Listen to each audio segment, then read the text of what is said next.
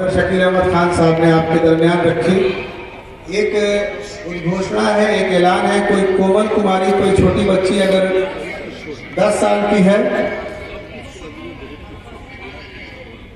बच्ची मिल चुकी है, उसकी माता जी को संदेश दे दिया जाए कि मुफस्सिल थाना में है। तालियां बजा दिया जाए कि ये खुशी का मौका है। बच्ची की मां रो रही थी, बच्ची मिल चुकी है। हम लोग यकीनन इस वक्त के उस मकाम पर पहुंचे हैं जहां पर कि प्रोग्राम की बुलंदी होती है, यानी कि हमारे चीफ स्पीकर पहले स्पीकर बोल चुके और दूसरे स्पीकर को अब बोलना है, तो यकीनन ये बहुत ही संजीदा बात करने का वक्त आ गया है। तो कहीं ना कहीं इस मुल्क के जो हालात हैं, मैं आपसे बराबर जब कभी चौक चौराहों पर मिला तो मैंने आपसे जरूर कहा कि अगर हम लोग मुत्तहद नहीं होंगे, अगर हम लोग एकजुट नहीं होंगे, तो वो दिन दूर नहीं जब आपके घर के दरवाजे के चौक का नाम गोडसे चौक रख दिया जाएगा। वो दिन दूर नहीं आपके घर के सामने की सड़कों का नाम सावरकर रोड रख दिया जाएगा। वो दिन दूर नहीं। तो यकीनन हम तमाम लोग इस सेमिनार को जिस मकसद के लिए कर रहे हैं, वो मकसद तमाम सियासत से ऊपर मुल्क को बचाने के लिए, जैसा कि हमारे सर ने कहा कि मुश्तरका हिंदुस्तान की तहजीब को सजाने और बनाने की बात करने के लिए इस सेमिनार का इनेकाद किया गया है। और ये 4 लाइनों के साथ मैं आवाज देता हूं उस क्रांतिकारी नेता को जिसकी क्रांति ने जब 2016 में जेएनयू में जब उनको झूठे मुकदमे में जेल में डाल दिया गया था, जब वहां से वो निकले थे और निकल करके जब उन्होंने जिस तरह से संबोधन किया, कहीं ना कहीं आपको पूरा हिंदुस्तान सुन रहा था, कहीं ना कहीं आपका पूरा नौजवान सुन रहा था। और वो 2016 की 16 दिसंबर या कोई तारीख जो थी वो इतिहास में रकम हो गई। वो तारीख हिंदुस्तान के नौजवानों की शान और मिसाल बन गई। मैं कहना चाहता हूं कि और सब भूल गए हर्फे सदाकत लिखना, और सब भूल गए हर्फे सदाकत लिखना, रह गया काम हमारा ही बगावत लिखना, लाख कहते रहे जुल्मत को न जुल्मत लिखना, हमने सीखा नहीं प्यारे बेइजाजत लिखना। माइक के सामने आपके युवा दिलों की धड़कन कन्हैया कुमार, इनकलाब जिंदाबाद, इनकलाब जिंदाबाद। जोरदार तालियों के साथ आपके सामने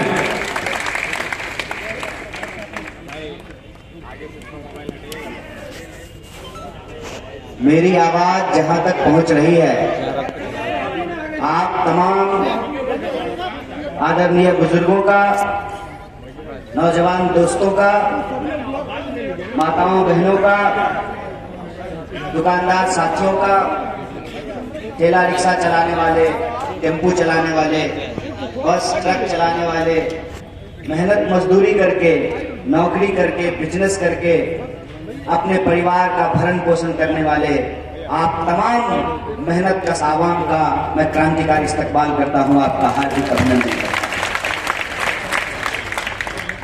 दोस्तों, औपचारिकता ऑलरेडी बहुत हो गई है, तो मैं बिना किसी औपचारिकता के सम्मानित मंच को आभार व्यक्त करते हुए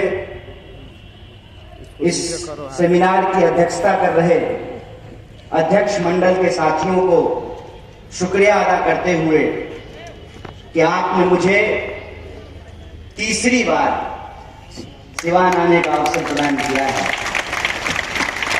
मैं जब पहली बार सिवान आया था जनगण मन यात्रा लेकर के, पूरे देश में देश को आपस में बांटने के नाम पर एक सियासत की गई थी सरकार के द्वारा, उस कानून का, एनआरसी सीए का विरोध करने के लिए, तो मैं राजेंद्र स्टेडियम में आया था। दूसरी बार जिस संगठन ने मुझे पाला पोसा, राजनीति का अलिफ तेबे सिखाया है, ABCD सिखाया है, ऑल इंडिया स्टूडेंट फेडरेशन के स्टेट कॉन्फ्रेंस में गांधी मैदान में आया था। नाम पे गौर कीजिएगा, पहली बार राजेंद्र स्टेडियम में, दूसरी बार गांधी मैदान में और तीसरी बार मौलाना मजरुल हक कॉलोनी से होते हुए बस स्टैंड में। आज के सेमिनार का जो विषय है उस पर हम बात करेंगे। उससे पहले आप सब जानते हैं कि एक हृदय विदारक घटना हुई, एक चॉपर का एक्सीडेंट हुआ और हमारे देश के वीर जवानों की आकस्मिक मृत्यु हुई, उनका देहांत हुआ। सबसे पहले मृतकों के प्रति हम अपनी श्रद्धांजलि व्यक्त करते हैं और अपने परिवार के प्रति अपनी संवेदना व्यक्त करते हैं। इसके साथ साथ हम याद करना चाहते हैं आजादी के आंदोलन के उन वीरों को जिनकी याद में इस सेमिनार का आयोजन किया गया है। आप जानते हैं कि यह सेमिनार क्रांतिकारियों की उन महान विभूतियों को समर्पित है जिन्होंने इस देश की आजादी में अपना योगदान दिया और आजादी के बाद मौलाना अबुल कलाम आजाद देश के पहले शिक्षा मंत्री बने और राम प्रसाद बिस्मिल और अशफाकुल्ला खान की दोस्ती बड़ी मशहूर है। आप में से शायद कुछ लोग ये जानते होंगे कि एक बड़ा मशहूर गाना है, सरफरोशी की तमन्ना अब हमारे दिल में है, देखना है जोर कितना बाज में कातिल में है। इसको लिखा है बिस्मिल अजीमाबादी ने और राम प्रसाद अशफाकुल्ला खान दोनों मिलकर के ये गाना गाते थे और राम प्रसाद बिस्मिल के नाम में बिस्मिल लगा था। जिस मुद्दे पे हम बातचीत करना चाहते हैं, आजादी के आंदोलन का क्या महत्व है, आजादी के आंदोलन में योगदान देने वाले जो महान विभूति हैं और आज हमारे सामने क्या चुनौतियां हैं, इस पे मैं कुछ चीजें आपसे साझा करूंगा। उससे पहले मैं एक बात कहना चाहता हूं। बड़े हमारे वरिष्ठ साथी हैं शकील अहमद खान साहब, विधायक हैं, वरिष्ठ नेता हैं कांग्रेस पार्टी के, और मैं जिस विश्वविद्यालय से पीएचडी किया है मेरे से पहले वो उस विश्वविद्यालय के अध्यक्ष रह चुके हैं और जहां जिस धरती पर मैं खड़ा हूं इस धरती ने भी एक अध्यक्ष उस यूनिवर्सिटी को दिया है चंद्रशेखर के रूप में। आपकी धरती बड़ी महान है, ये राजेंद्र बाबू की भी धरती है, मौलाना मजरुल हक की भी धरती है। मैं कोशिश करता हूं कि अपने वरिष्ठ साथियों की बात को गंभीरता से समझूं, जहीन तरीके से उसका अनुसरण कर सकूं, उसका पालन कर सकूं। लेकिन कई बार मुझे ऐसे मंचों पे कहीं ना कहीं थोड़ी अत्यधिक चिंता की बू आती है। मैं बड़ा खुश रहने वाला, मुस्कुराने वाला, आशावादी व्यक्ति हूं। कहीं ना कहीं मुझे बहुत चिंता नहीं होती। हमारे अल्पसंख्यक प्रकोष्ठ के वरिष्ठ नेता ने भी कहा, शकील साहब ने भी कहा कि मिट जाओगे। मैं कहता हूं कि नहीं मिटेंगे। कुछ दौर है कि हस्ती मिटती नहीं हमारी, सदियों रहा है दुश्मन दौरे जमा हमारा। और पूरी जिम्मेवारी से मैं ये बात कहता हूं, शकील साहब ने कहा कि इस देश की मेजॉरिटी को तय करना है कि जमहूरियत की शक्ल क्या होगी, आईन का क्या उद्देश्य है और आईन कैसे, संविधान कैसे इस देश के लोगों को प्रोटेक्ट करेगा।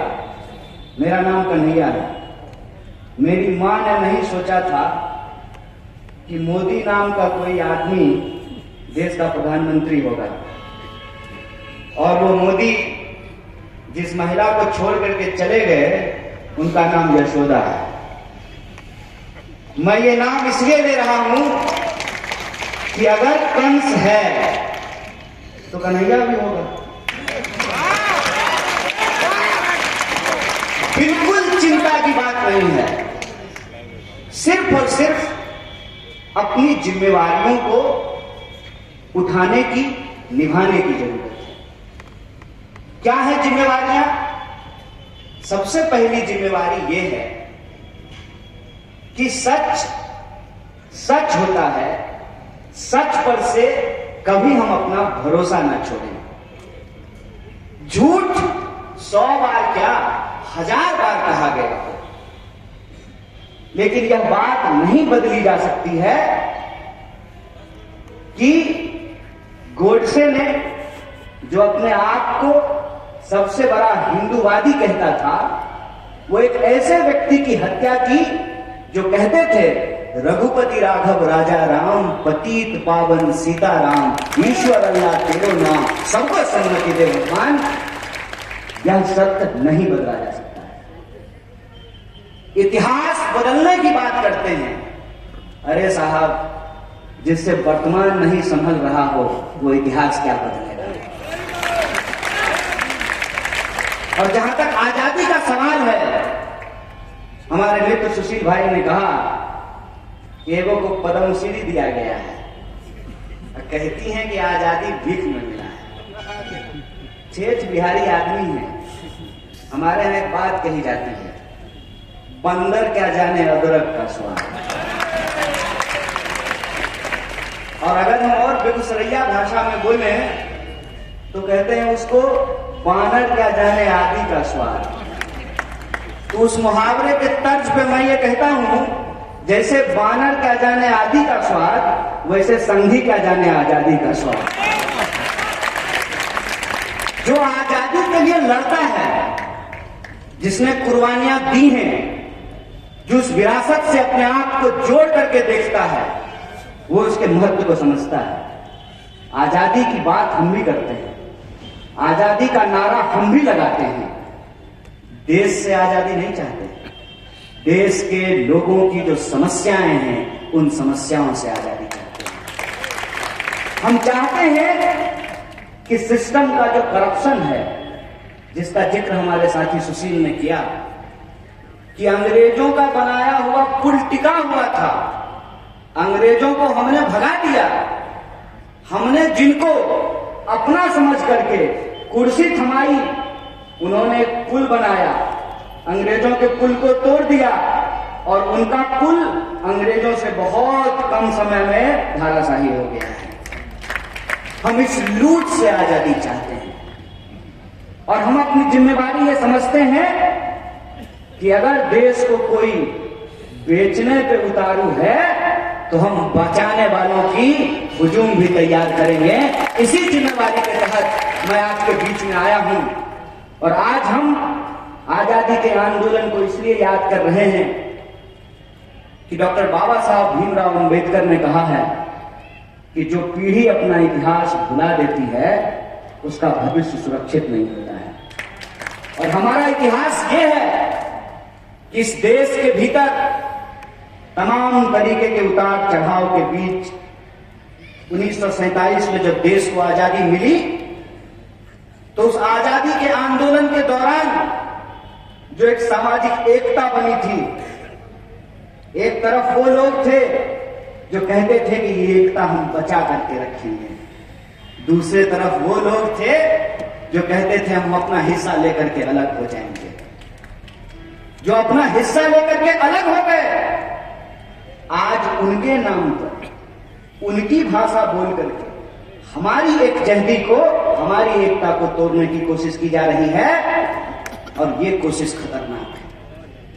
ये बात हमको समझनी पड़ेगी कि भारत होने का क्या मतलब होता है, हिंदुस्तान होने का क्या मतलब होता है। हिंदुस्तान होने का मतलब ये होता है, राम प्रसाद बिस्मिल ब्राह्मण, पांडे जी भी बैठे हुए हैं, दुबे जी भी बैठे हुए हैं, दोनों हमारे कांग्रेस के वरिष्ठ नेता हैं, ब्राह्मण। उनकी और अशफाकुल्ला खान की एक पठान की बातचीत हो रही है। अशफाकुल्ला खान राम प्रसाद बिस्मिल को कहते हैं कि देखो भाई, तुम्हारी मान्यता और धर्म के हिसाब से तुमको पुनर्जन्म मिल सकता है, हमारी ईमान के हिसाब से पुनर्जन्म नहीं होता है। अगर मुझे जन्नत नसीब हुई और मुझे ऊपर वाले से रूबरू होने का मौका मिला तो मैं उनसे बस एक बात कहूंगा, एक बार और हिंदुस्तान भेज दीजिए, एक बार और मुल्क पे अपना जंग निछावर करने का मन करता है। ये बात मैं आपको इसलिए बता रहा हूं कि मैं बाहर हूं, लेकिन आज भी बहुत सारे लोग आवाज उठाने के जुर्म में गलत तरीके से जेलों में बंद करके रखे गए हैं। अगर मैं बाहर हूं तो मैं आप तमाम लोगों के बीच घूम करके एक जो मोटी मोटी बात कहना चाहता हूं, कांग्रेस पार्टी इस देश के लिए क्या बुरा की, क्या अच्छा की, ये आप जानते हैं। हमारा देश बड़ा गजब का है। हर कोई हर चौक चौराहे पे आपको क्रिकेट का और कांग्रेस का एक्सपर्ट मिल जाएगा। क्रिकेट और कांग्रेस दो ऐसी चीज है इस देश में जिस पर बातचीत करने के लिए इतिहास जानने की जरूरत नहीं होती है। कोई भी कुछ भी बोलता है। जब मैं 28 सितंबर को अपने साथियों के साथ कांग्रेस पार्टी ज्वाइन किया तो मेरे बहुत सारे दोस्तों ने मुझे कॉल किया और इसमें से एक दोस्त की बातचीत मुझे आज भी याद है। उसने कहा, और क्या डील हुआ है, यही भाषा थी। सुन करके बुरा लगा, लेकिन मुझे लगा कि कई बार बुरी चीजों को हंस करके टाल देना चाहिए। वो उधर से बोला, क्या डील हुआ? हमने कहा, मंगलयान जाने का प्रयास कर रहा है, बहुत जल्द मंगल ग्रह पे अपार्टमेंट बनने वाला है, राहुल गांधी हमको डुप्लेक्स फ्लैट उसमें देने वाला है। कम से कम मुझ जैसे लोगों को और आज की जो कांग्रेस पार्टी है उसको इस नजरिए से मैं आपसे आग्रह करता हूं, देखना बंद कर दीजिए। आज के समय में कांग्रेस पार्टी की, उस कांग्रेस पार्टी की हमको जरूरत है जिसकी विरासत राजेंद्र प्रसाद और मौलाना मजरूर हक की विरासत है। हमको उस कांग्रेस पार्टी की जरूरत है जो गांधी की वो बात, वैष्णव जनते तेने कहिए पीर पड़ाई जाने, जहां करुणा नहीं हो, दया नहीं हो, प्रेम नहीं हो, जिसमें दूसरों के दर्द से हम दुखी ना हो, वो क्या होगा? आज भगवान का नाम लेकर के, धर्म का नाम लेकर के जब इंसानों का खून बहाया जाता है तो मुझे सबसे ज्यादा दुख होता है और ये मेरी जिम्मेवारी है। अगर मेरा नाम कन्हैया है तो ये मेरी जिम्मेवारी है और खुले मन से मैं आप तमाम लोगों को कहने के लिए आया हूं, छोटा बड़ा नुक्कड़ चौक चौराहा बड़ी रैलियां, हर आंदोलन और हर संघर्ष से हमने ये संकल्प लिया है कि अगर देश को बचाने के लिए, मुल्क को बचाने के लिए, इस देश की संविधान और उस आजादी की विरासत को बचाने के लिए संघर्ष करना पड़ेगा, मुस्कुराते हुए हंसते हुए संघर्ष को स्वीकार करेंगे, इस लड़ाई को लड़ेंगे। ये हमारा संकल्प है। हम बस आपसे उस नजरिए को बदलने का आग्रह कर रहे हैं जिस नजरिए की बातचीत हमारे शकील अहमद खान साहब ने की कि आजादी यूं ही नहीं मिलती है, आजादी लीज पे नहीं है, आजादी भीख में नहीं है, भीख में पुरस्कार मिलता है, आजादी नहीं मिलती है। चापलूसी करने से पद मिलता है, अधिकार नहीं मिलता है। सोच करके मुझे बताइए, ये इतनी आसान बात है कि मंदिर में जाने वाला, मस्जिद में जाने वाला, तिलक लगाने वाला, टोपी पहनने वाला, दोनों का वोट बराबर होगा? फॉर्च्यूनर पर चढ़ने वाला, साइकिल पर घूमने वाला, दोनों का वोट बराबर होगा? महल में रहने वाला, झोपड़ियों में रहने वाला, फुटपाथ पे सोने वाला, डल्लब गद्दा पे लौटने वाला, दोनों का वोट बराबर होगा? ये इतनी आसान बात नहीं है। लेकिन मुश्किल ये है कि आज इस मोबाइल के दौर में इंसानों को भी डेटा बना दिया गया है। लोग फेसबुक पोस्ट करते हैं और ये गिनते हैं कि कितना लाइक हुआ है। इंसान नहीं गिन रहे हैं, नंबर गिन रहे हैं। हम नंबर नहीं हैं, हम इंसान हैं। और ये जो आज हमको नंबर बनाने की कोशिश की जा रही है, 85%, 15%, ये नंबर है। और उस नंबर बनाने का जो साजिश है, उसका जो खतरा है, उसको हमको समझना चाहिए कि कोरोना में जब लोग मर रहे थे तो सरकार नंबर गिन रही थी। ये नहीं कह रही थी कि घर में अगर एक कमाने वाला है, उसको कोरोना हो गया है, उसकी कोरोना से मौत हो गई है, तो पूरा का पूरा परिवार बिलख रहा है। वो एक नंबर नहीं है। उस इंसान के भीतर भावनाएं हैं, उस इंसान का वजूद है, उस इंसान का इतिहास है, उस इंसान की विरासत है, उस इंसान की पहचान है। वो एक नंबर नहीं है। वोटों के इस खेल में, नोटों के इस खेल में सिर्फ इंसानों को इंसानों से जुदा नहीं किया है, उनको नंबर बना दिया गया है। हमको नंबर नहीं होना है, हमको नागरिक होना है। देश जब 1947 में आजाद हुआ था तो हमने अंग्रेजों से अपना देश इस शर्त पे वापस लिया था कि इस भूभाग पर रहने वाला हर इंसान, चाहे हिंदू हो या मुसलमान, वो इस देश का नागरिक था, है और रहेगा। इस बात पे सहमति हुई थी। हमने जो संविधान स्वीकार किया, संविधान सभा ने जो संविधान तैयार की, उसमें सबको बराबरी का अधिकार दिया गया, सबके वोट बराबर किए गए, महिला पुरुष के वोट बराबर किए गए। आप सब इस बात को जानते हैं। आज भी आपके और हमारे घरों में महिलाओं के अधिकार बराबर नहीं हुए हैं, लेकिन संविधान ने महिलाओं का अधिकार बराबर करके रख दिया। ऐसा नहीं है कि मेरा वोट एक है और मेरी माता जी का वोट आधा है, उनका वोट भी एक है। ऐसा नहीं है कि मेरे भैया का वोट एक है और मेरी दीदी का वोट आधा है, ऐसा नहीं है। तो मैं कह रहा था कि चापलूसी से पद मिलता है, संघर्ष से अधिकार मिलता है। किसी भी सूरत में हमको संघर्ष नहीं भूलना है। और ये जो आज हमको मिला है, ये हमको लोगों की कुर्बानियों के बदौलत मिला है। जब मैं स्कूल में पढ़ता था तो एक कहानी पढ़ा करता था, परोपकारी वृक्ष। परोपकारी वृक्ष की कहानी यह है कि एक बहुत ही बुजुर्ग इंसान एक आम का पेड़ लगा रहा था।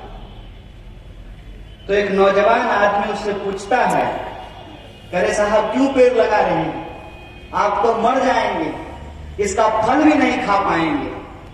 तो उस बुजुर्ग इंसान ने उस नौजवान को जवाब दिया, बेटा मेरे बाप दादों ने जो पेड़ लगाए थे उसका फल मैं खाया, मैं ये पेड़ अपनी आने वाली पीढ़ी के लिए लगा रहा हूं।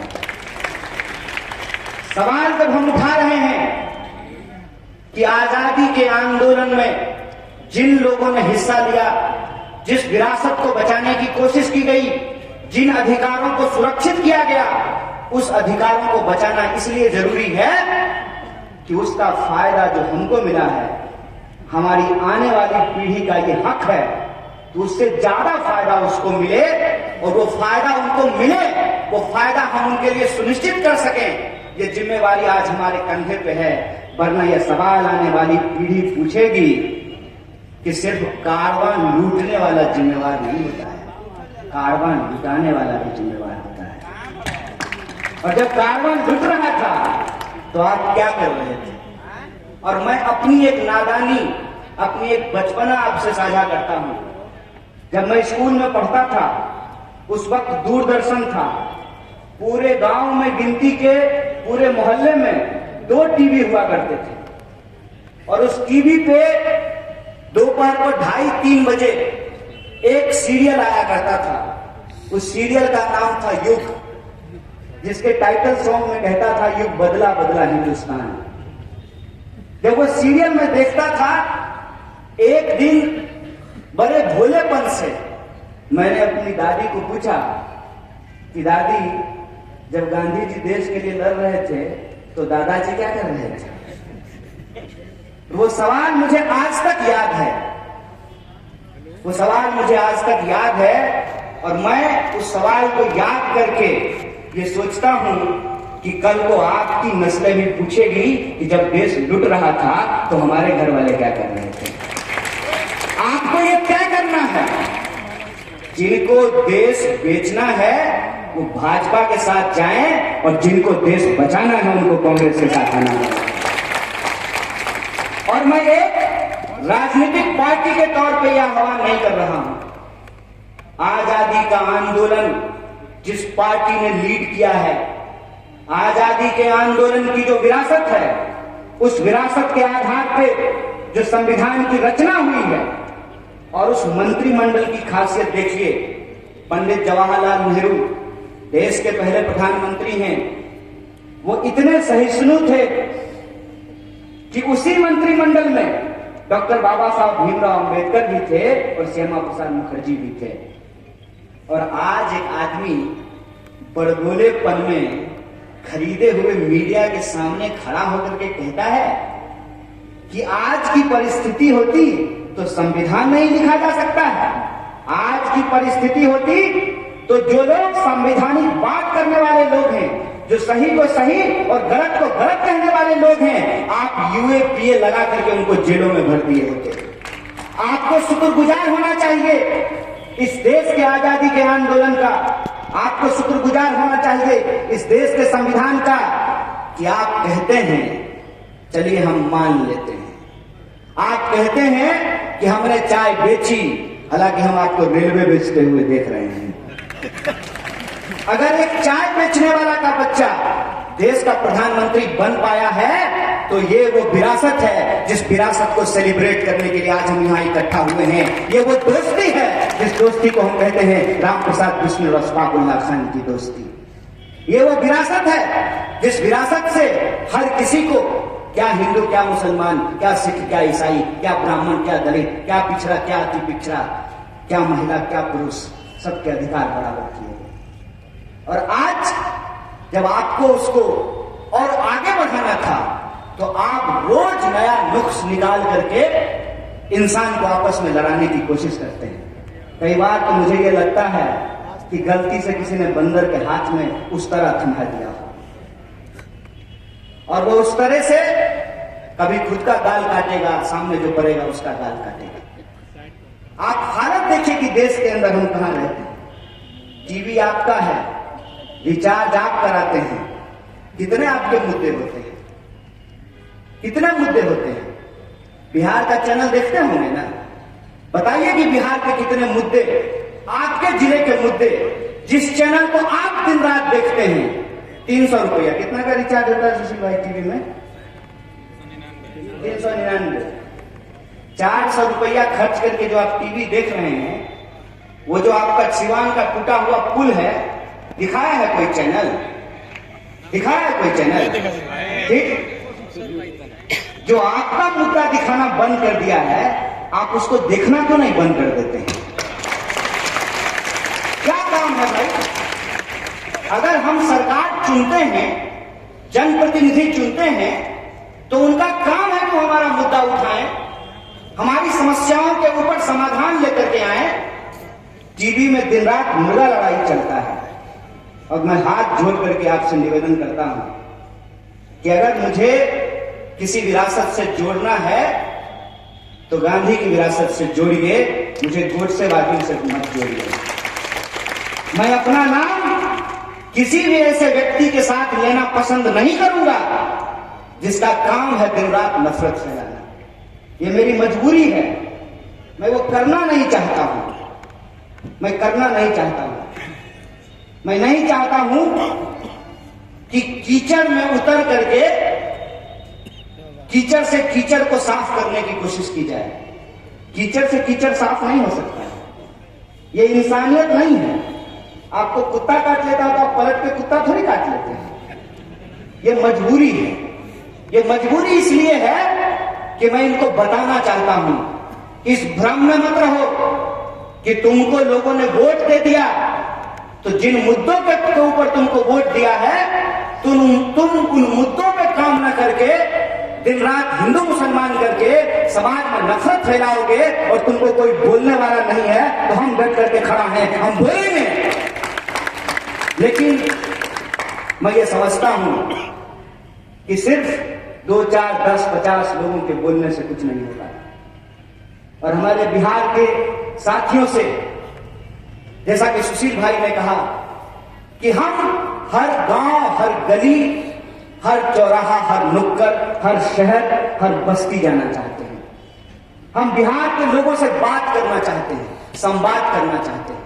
इसीलिए आज हम लोग कोई पॉलिटिकल रैली नहीं कर रहे हैं, हम सेमिनार कर रहे हैं, हम बात करना चाहते हैं। और हम अपने बिहार के लोगों को ये याद दिलाना चाहते हैं, साहब क्या कमाल की धरती है ये। सिद्धार्थ चल करके आए यहां, इस धरती ने उनको महात्मा बुद्ध बना दिया। क्या धरती है। मोहनदास करमचंद आए थे, चंपारण की धरती ने उनको गांधी बना दिया। ये बिहार के लोग हैं। बिहार जब तक उठ करके नहीं खड़ा होगा, इस बेकाबू बैल को लगाम नहीं लगाया जा सकता है।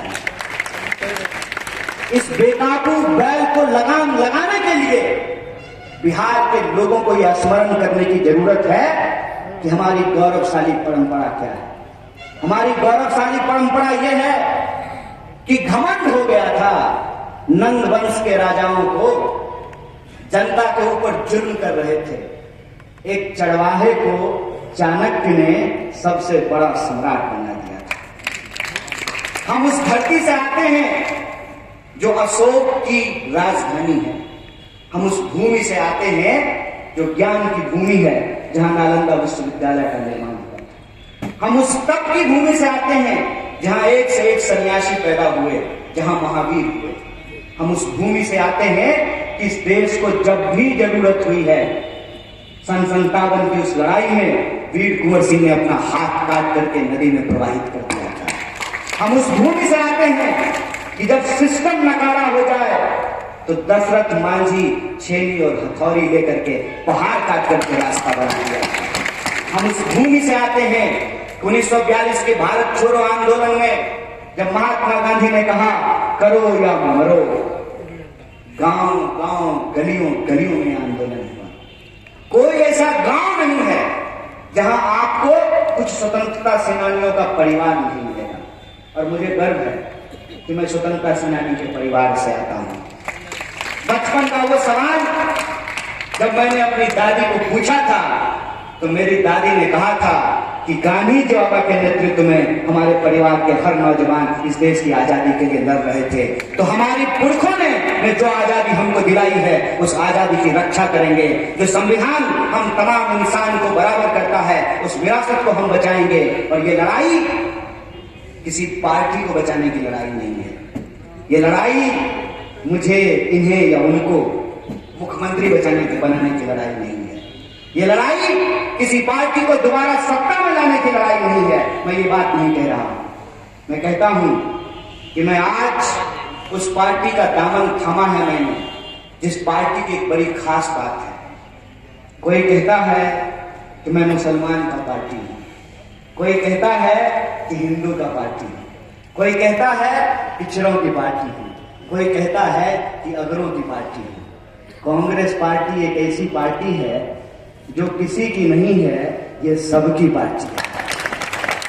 ये एक ऐसी पार्टी है जिसके पास ये विरासत है, जो किसी मन से खड़ा होकर के बिहार में भी कह सकता है बताइए कौन ऐसा समुदाय है जिससे कांग्रेस पार्टी ने बिहार का मुख्यमंत्री नहीं बनाया है।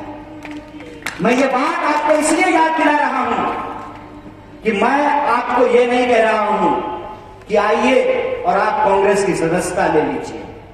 मैं सिर्फ आपको ये कह रहा हूं कि जाके पैर न फटे बिवाई, वो का जाने पीड़ पड़ाई। जो पार्टी आजादी दिलाई है वही पार्टी आजादी बचा सकती है। जिस पार्टी के नेताओं ने हंसते हंसते फांसी के फंदे को चूमा है, उसकी विरासत को आज हमको बचाने की जरूरत इसलिए है कि हमारे आने वाली पीढ़ी का सवाल ये नहीं है कि हमारी इबादत का तरीका क्या होगा। हमारे आने वाली पीढ़ी का सवाल ये नहीं है कि हमारी पूजा पद्धति क्या होगी। हमारे आने वाली पीढ़ी का सवाल ये है, ना रहेगा बांस, ना बजेगी बांसुरी, ना रहेगा सरकारी संस्थान, ना मिलेगी सरकारी नौकरी। हमारी पीढ़ी का सवाल ये है कि 45 साल में, इस आंकड़े को याद रखिएगा, विपक्ष अगर एक झूठ बोले तो सीधा जेल जाता है। सत्ता पर बैठे लोगों का राज है, जो मुंह में आता है बकता है। 45 साल में पहली बार देश में सबसे ज्यादा बेरोजगारी है। आपको सुनकर के आश्चर्य नहीं होता है जब आप बड़े बड़े पोस्टरों पे लिखा हुआ देखते हैं, अब की बार 300 पार। नारा नहीं है, धमकी है। एक दो बार और भाजपा को जिता दीजिएगा ना तो पेट्रोल 300 रुपए लीटर खरीदिएगा, इस बात को याद। वो अपना सीट नहीं बता रहे हैं, पेट्रोल डीजल का भविष्य का दाम बता रहे हैं। अब की बार 300 पार। इस बात को समझिए कि आपके निजी जीवन में आप किन समस्याओं से परेशान हो रहे हैं।